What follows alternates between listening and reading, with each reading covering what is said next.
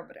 Bienvenue dans un nouvel épisode sur notre chaîne de la série Deklinacja Polska. Aujourd'hui, nous allons traiter d'un cas que nous utilisons très rarement, c'est-à-dire celownik.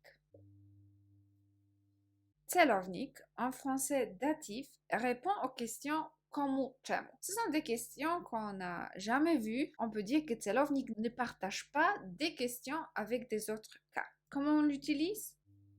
Celownik est utilisé comme complément objet indirect, używany jako dopełnienie dalsze. Alors COI opisuje dawanie i zbliżanie się, ça veut dire qu'il décrit le don et l'approche. Et effectivement, c'est un cas grammatical distinguant la chose ou la personne indiquée étant la cible d'une activité exprimée par le verbe.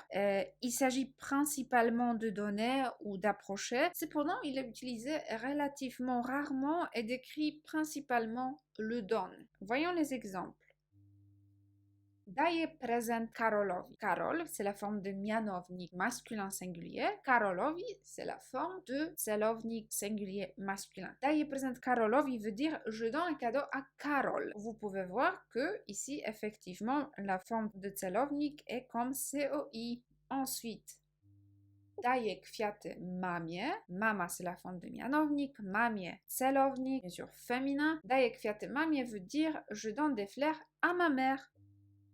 Et la forme de neutre, dziecko, daję zabawkę dziecku. Je donne un jeu à l'enfant. En voyant ces exemples, nous pouvons dire qu'en polonais, un mot a la forme de celownik, qu'en français, nous utilisons la préposition à, alors qu'on utilise souvent COI, complément objet indirect. Ici, vous pouvez voir le tableau qui nous explique la distribution des terminaisons selon le genre. Bien sûr, tout d'abord, on a rzeczownik. Rzeczownik, c'est le nom. Et on a trois genres. Rodzaj męski, rodzaj żeński, rodzaj nijaki. Rodzaj męski, le genre masculin, a deux terminaisons, owi et u. Comment on distribue ces deux terminaisons? Là, vous pouvez voir des exemples. Brat, bratu.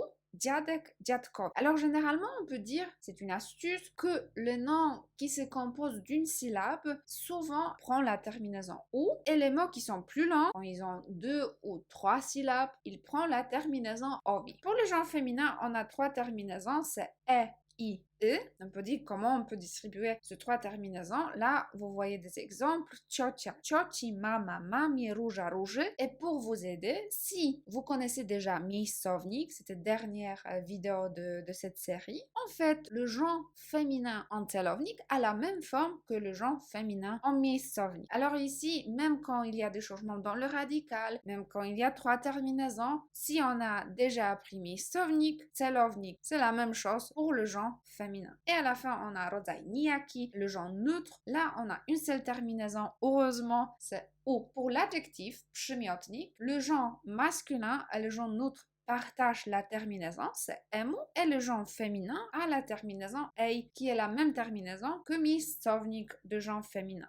Voyons des phrases, voyons des exemples. Kinga dit: chce mi się jeść, chce mi się pić, chce mi się spać, nie podoba mi się to. On peut le traduire quand je veux manger, je veux boire, je veux dormir, je ne l'aime pas ça. Si on traduit mot par mot, ça veut dire il me veut me manger, chce mi się jeść, il me veut me boire, chce mi się pić. C'est un peu bizarre, on a la tendance d'utiliser la formation de phrases comme ça. Et mi, c'est pronom de première personne singulière. C'est qu'en français, on ne dit pas il donne à moi, mais il me donne. Vous pouvez connaître cette forme de pronom mi, par exemple, pendant le premier cours de la langue polonaise, vous pouvez apprendre enchanté. Et enchanté, ça veut dire miło mi. C'est agréable pour moi, c'est agréable à moi de faire la connaissance. Ensuite, on a Karol. Przyglądam się temu ładnemu obrazowi i bardzo mi się podoba. Może kupię go mamie w prezencie. Je regarde attentivement ce joli tableau et je l'aime beaucoup. Peut-être je vais l'acheter pour ma mère comme cadeau. Là, on a le verbe przyglądać się. Przyglądać się, on peut le traduire comme regarder attentivement. Et effectivement, c'est le verbe qui est très rare, qui s'accorde directement avec celownik. Pour ça, on a ten ładny obraz en mianownik, temu ładnemu obrazowi en celownik. Ensuite, on a aussi cette formation qu'on a déjà parlé. Bardzo mi się podoba. Podoba mi się, ça veut dire je l'aime. Podobać się au sens direct, ça veut dire plaire. Il me plaît. Encore une fois, on a mis comme me, à moi. C'est la forme de pronom de première personne singulier en celownik. Może kupię go mamie w prezencie. Kupić. C'est le verbe acheter. Bien sûr, il s'accorde directement quand COD,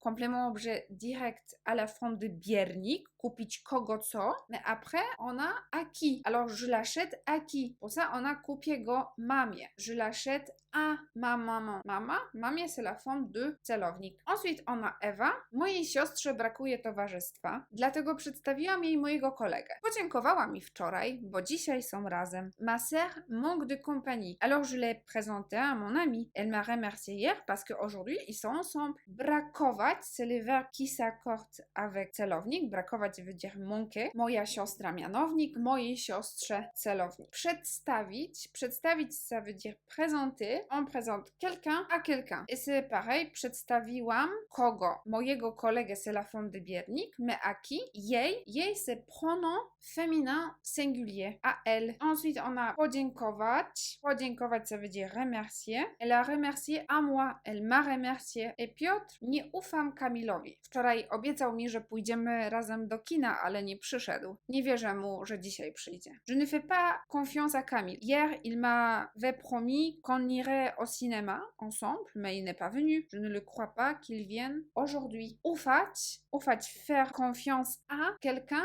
Kamil. Kamilowi. Ici, on voit prénom polonais masculin, bien sûr. Je répète, mais je pense que vous le connaissez très bien, qu'en polonais, on fait la déclinaison aussi avec des noms propres. Obiecać, ça veut dire promettre à quelqu'un. La même chose, on a obiecał mi. Encore une fois, c'est le pronom de première personne singulier. Wierzyć, wierzyć, c'est croire. Nie wierzę mu, je ne le crois pas. Mu, c'est la forme de pronom masculin singulier en celownik.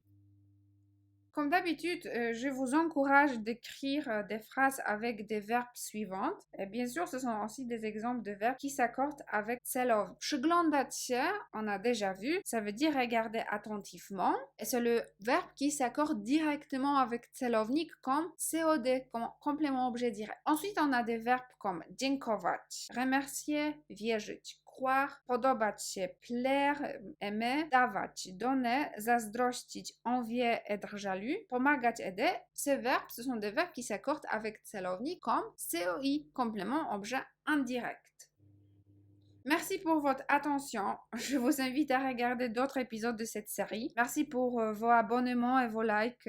Pour vous remercier, dans le dernier épisode, nous inclurons un lien vers des exercices interactifs qui vous aideront à pratiquer l'utilisation de la déclinaison. En attendant, je vous souhaite miłego dnia.